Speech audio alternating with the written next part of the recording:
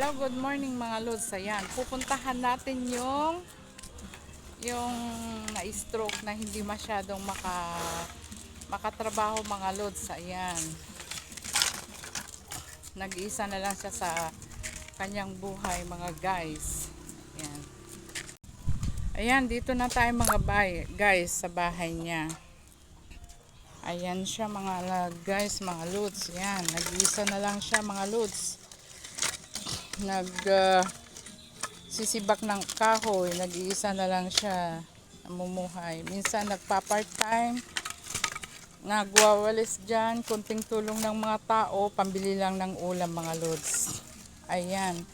Di ba Mang Doc na stroke ka? Hap, yung napektuhan yung katawan mo? Pati utak. Pati utak daw mga lods, napektuhan. Ayan siya. Kawawa naman mga lods. Ayan, nag-iisa na lang siya na namumuhay. Ayan yung sinisibak niyang kahoy mga lods. Iniipon niya yan hanggang tag-ulan mga lods. Ayan. Iipunin niya yan para may panggatong siya hanggang sa tag-ulan. Saan ka naman kumukuha ng mga pagkain mo? Pang araw-araw? Minsan daw mga lods, nagwawalis siya dyan para may pambili ng ulam, pambili ng bigas, kasi lahat ng mga kapitbahay, ako rin minsan binibigyan ko siya ng ulam. Lahat ng mga kapitbahay mga lods, sila ang tumutulong. Binibigyan siya ng pang-ulam, konting bigas mga lods. Ayan, nag-iipon siya ngayon ng panggatong niya dahil gagamitin niya yan sa tag-ulan, kasi pag tag-ulan mga lods, mahirap nang kumuha ng kahoy. Anong masasabi mo Manong Doc sa mga nakapanood sa'yo na kahit konting tulong lang sa mga nakapanood, kung maaari po ay may ginintuang puso po dyan na tumulong sa ating mga kababayan na kagaya nito na na-stroke na po. Magnaka Manong Lods ay Manong Doc sa makita na pinagpagnam. Iya pa mo ata. O, ayan siya mga lods. Yan mga guys. Hindi po siya masyadong makalakad kasi na-stroke po siya half. Napektuhan pati utak.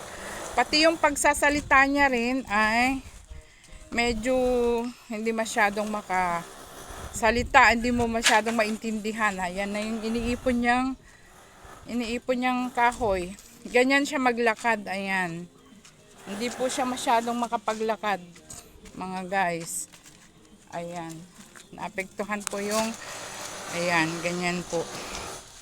Kaya kung sino man po yung mga gininto ang puso mga lods, mga guys, ay maari po rin nating tulungan mga kababayan natin na kagaya nito na na-stroke na po siya. Half lang. Half naapektuhan yung kalahating katawan niya mga lods. Ayan. Bibidyo ko rin yung kanyang bahay yan. Yan yung bahay niya mga guys. Ito siya. Dito siya. Ayan siya. Ayan na yung mga naiipon niya. Ibidyo ko rin mga guys yung bahay niya. Ito. Mga lods. Dito siya. Nagsasaing sa kahoy. Ayan. Ayan wala pa siyang mga spicy, mga gamit. Ayan. Dito naman yung tinutulugan niya pero walang kama. Ayan mga lods.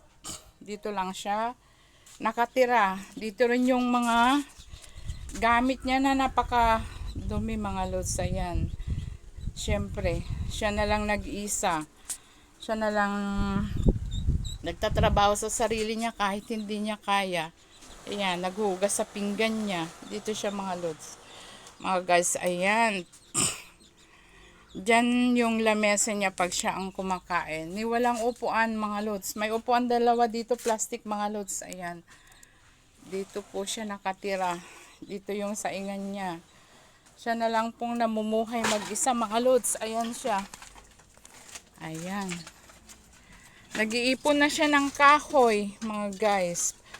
Para sa tag-ulan. Kasi mahirapan siyang kukuha ng kahoy pag tag-ulan mga lods. Ayan.